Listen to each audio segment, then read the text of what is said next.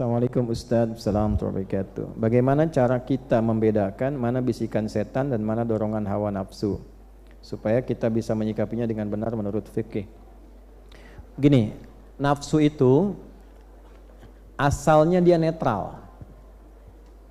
Dia mendorong untuk lawan dari takwa saja supaya takwanya muncul. Misal, memang unsur-unsurnya negatif semua. Marah, nafsu.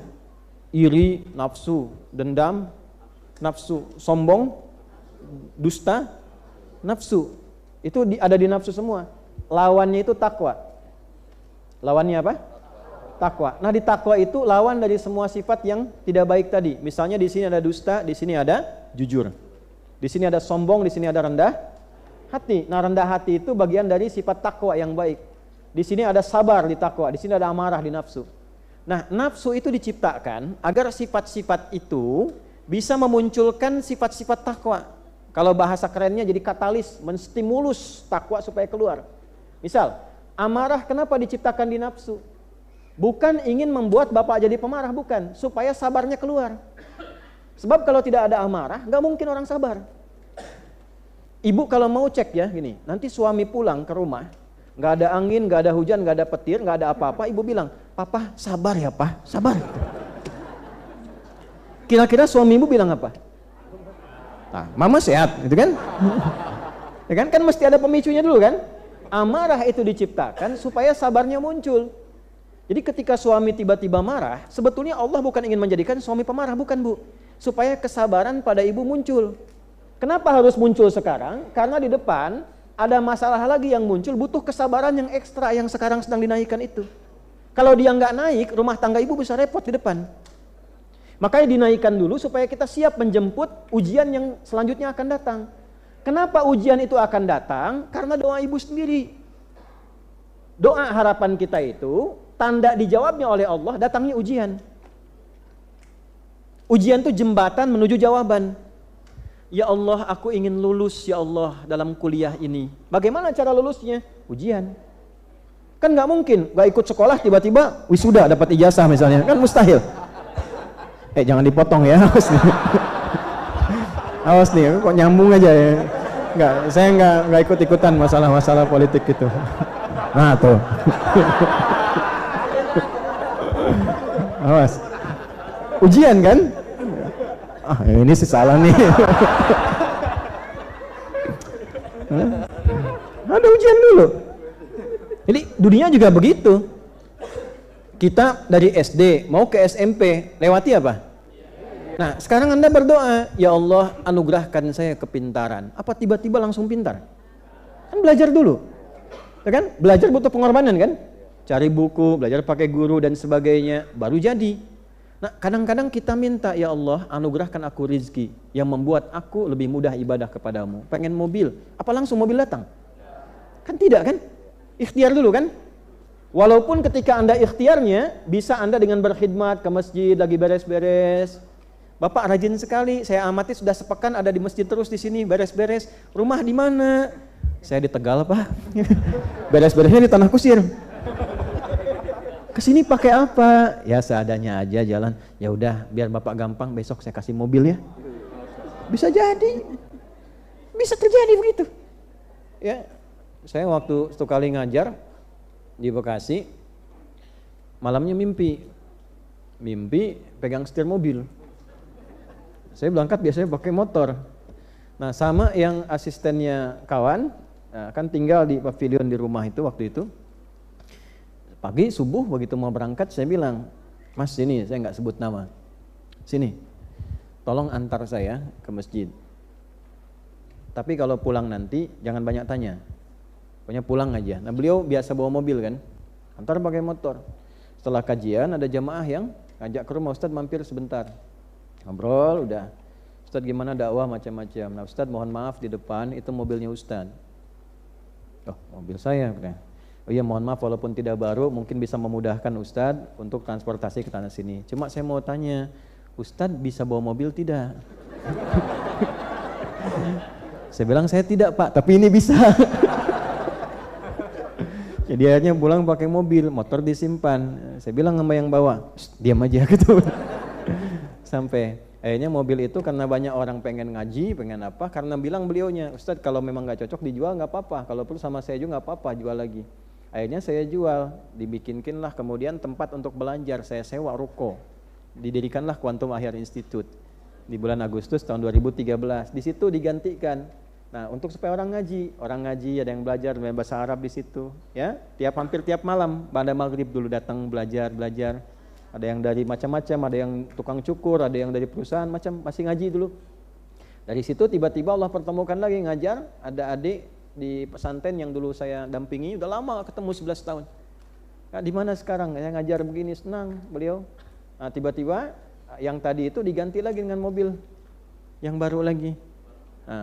Nah, baru sudah ada, sudah kemudian dari situ, alhamdulillah dapat tempat. Nah, itu dikasihkan lagi begitu, yang pakai lagi. Tempatnya kemudian dikembangkan lagi, lalu jadi tempat, setelah jadi tempat kita wakafkan. Itulah hidup kami seperti itu. Tuh, jadi ya alhamdulillah, jadi menikmati apa yang Allah anugerahkan, tapi sewajarnya saja. Ya, jadi kalau ada yang katakan, Ustadz orang kaya, Anda salah, saya kaya banget karena saya punya Allah.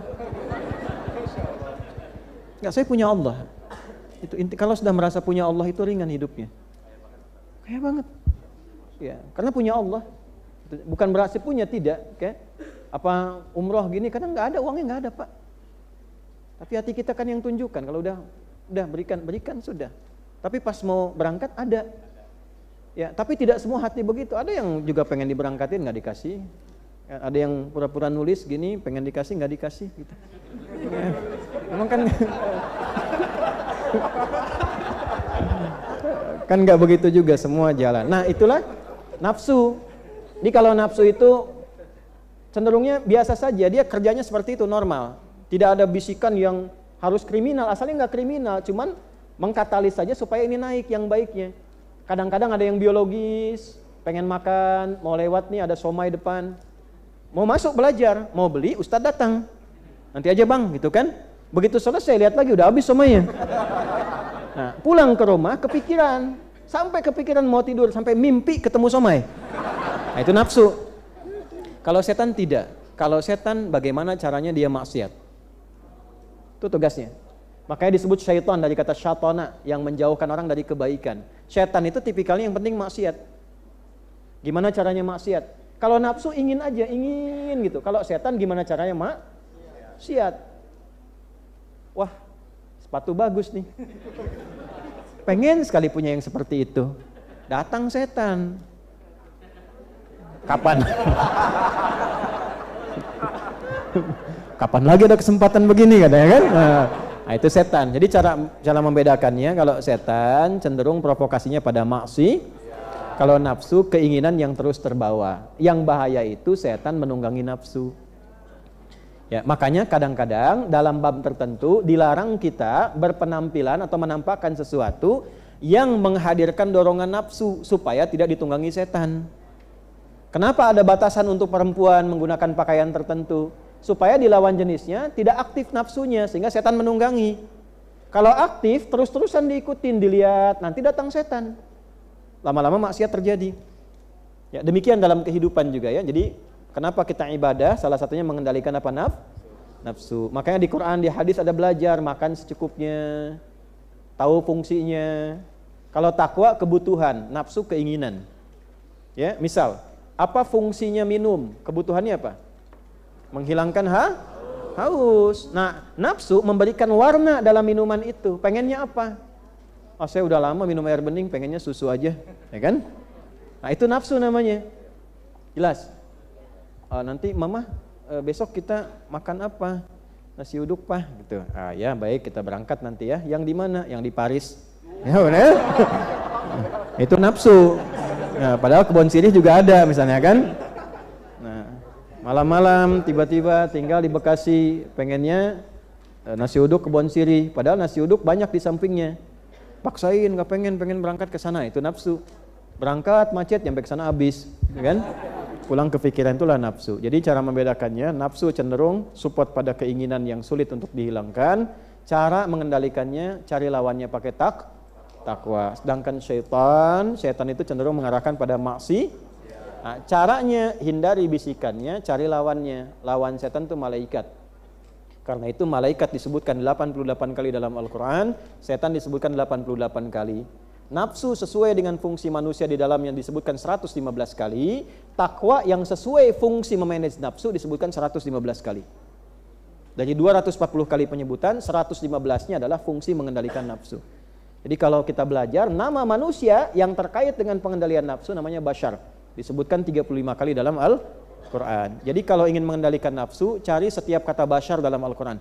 Qul innama ana basyarum mithlukum. Kata Nabi, saya pun manusia. Cuma bedanya, yuha ilayya. Saya manusia yang disempurnakan dengan diberi wahyu. Jadi Nabi dibimbing oleh Allah, dijaga oleh Allah, sehingga nafsunya Allah langsung yang jaga.